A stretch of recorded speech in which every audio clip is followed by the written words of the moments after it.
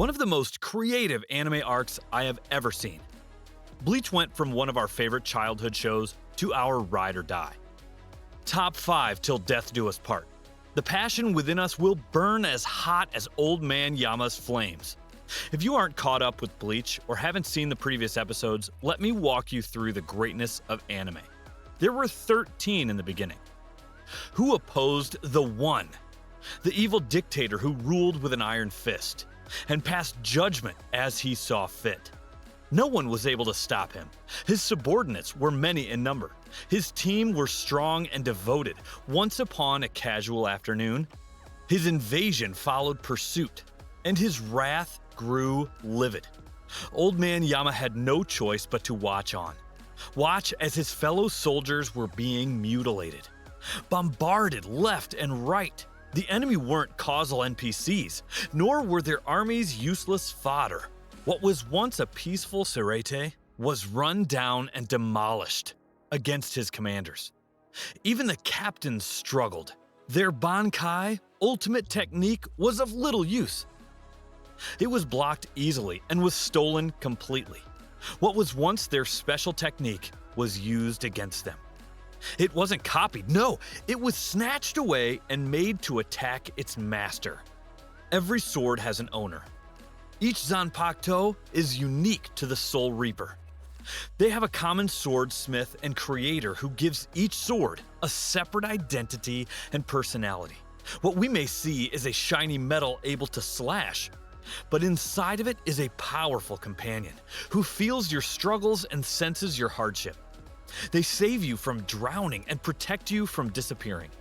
They will sacrifice themselves to usher in a new beginning and grant you the strength you need to overcome your enemies and exact vengeance. Your sword grants you inhuman aura. In the hands of a capable warrior, movement is sped up, and attack damage is greatly augmented beyond explosions and blasts. The sword becomes a literal extension of the body. It first envelops the body whole and is able to be released in short bursts, capable of incinerating skin and melting faces, leading to lethal consequences. In my opinion, fire is the scariest element in existence. I've seen a lot of powers in my lifetime, but there is a reason even religion chose hell to be engulfed in flames. When fighting a devil, one of the highest ranked celestials, only a God-given power could thwart its plan, fighting fire with fire. The 1,000-year blood war started from bitter hatred between the two opposing sides, the good intending to protect, and evil plotting to rule the world. It was a fight between justice and cruelty, peace versus violence, righteousness versus wickedness. At first, it seemed like evil had the upper hand, as well as the element of surprise. Evil took on many forms, different shapes, and intentions. The head of the snake was apparent. No matter what appearance it took, its goal was the same. The outcome of evil is always similar. It starts with a roar and ends with a pile of corpses. Those who live by the sword must also die by the sword.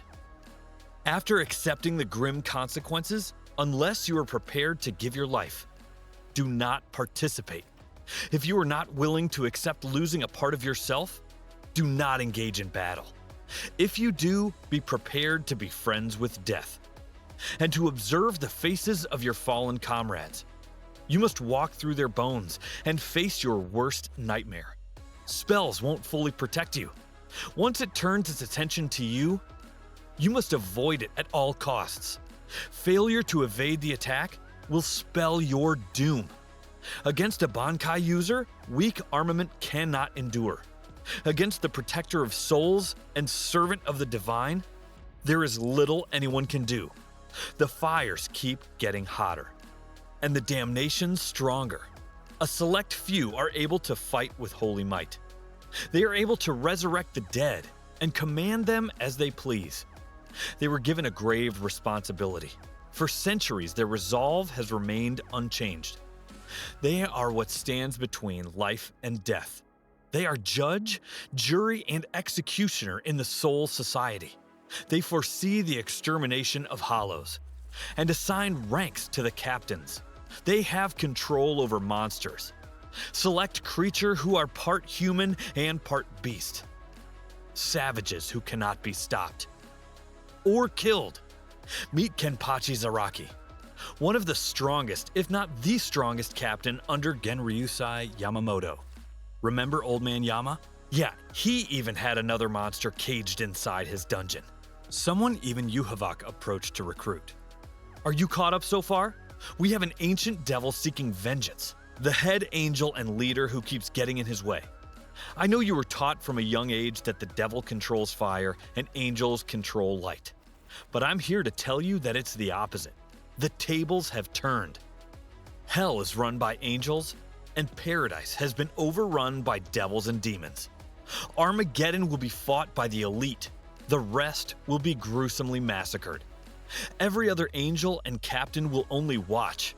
The Soul Society will feel the wrath of a high-ranking official. The moisture on the ground will evaporate, and the skin on your face will crack. There are only a few things which can harm the devil, after thousands of years of sitting on the throne. It has forgotten mortality. Alongside its demonic army, they have toppled leaders and ransacked dimensions. Their punishments are harsh and severe. They find amusement in torture and embody the Third Reich. They feed off the Holocaust and embrace the suffering. Unlike normal demons, they cannot be harmed or exorcised easily. They gain powers by stealing the angel's ability. In Bleach terms, the captain's foundation. By disarming the captains and possessing their companion's soul, they take away years of training and mastery. After all, a Bankai is a soul reaper's identity, and who else can reap souls besides those given permission from the divine? Souls are created from the sacred. Thus, demonic entities are not capable of escorting souls outside of life and into the next. They must snatch it. Not everyone gets to join the holy team. Ascend the heavens, join the heavenly palace. With tranquil scenery and serene ambiance, and bathe in consecrated waters, capable of healing any injury and curing any wound. Then feasting on the most lavish meal made by a magnanimously seductive chef inside the heavenly domain. You may eat till your heart's desire and drink till your belly's satisfaction. Just when you think you're done, the kindness of these pure beings brings out more. Do not be deceived by their looks. They are made of pure light, and is the reason they can burn hotter than the sun. What the devil possesses is pure malice, and is the reason he is able to wield enormous potential. The chosen one is a mixture of both.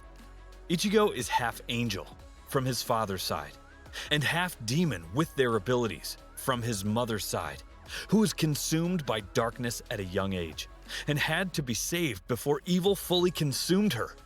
It is because of this reason Ichigo was able to keep up and endure a fast-paced fight with the one and only. Had it not been for his genes and DNA, he would have died in the hands of the Dark Lord, beheaded in front of the people he vowed to protect. Fortunately for Ichigo, it wasn't simple to cut through his skin. His bloodline comes from a tribe called the Quincy. His mother was part of them, as well as his friend Uryu, who was very proficient with the bow. Even though they were good friends in the beginning, Uryu ended up betraying him. By bending the knee to yhwach, the Soul Society's sworn enemy, the man responsible for killing Yamamoto, putting Rukia in the hospital, and breaking Ichigo's spirit, a truly overpowered character in every sense of the word. I mean, check out one of his basic attacks, a wall which shoots out arrows from all sides. And if that's not enough, it can grab rocks and cause a miniature planetary devastation like Pain from Naruto. How do you even begin to fight someone as powerful as that? With an army of capable mercenaries. All things considered, the storytelling in Bleach is spot on. You can tell the animation has evolved after all these years. Even Rangiku looks hotter. The concept design behind some of the moves is ingenious. Don't get me started on the color and texture. Look at Orihime, for instance. Isn't that crispy? Or this scene where Sato fights the Hollows. The subtle changes they made spoke in volumes, and you can tell that they didn't hold back. This is one of my favorite arcs and fight scene. I highly recommend you give it a try. Comment down below what scene gave you goosebumps and why you think this arc deserves a spot in the top 10.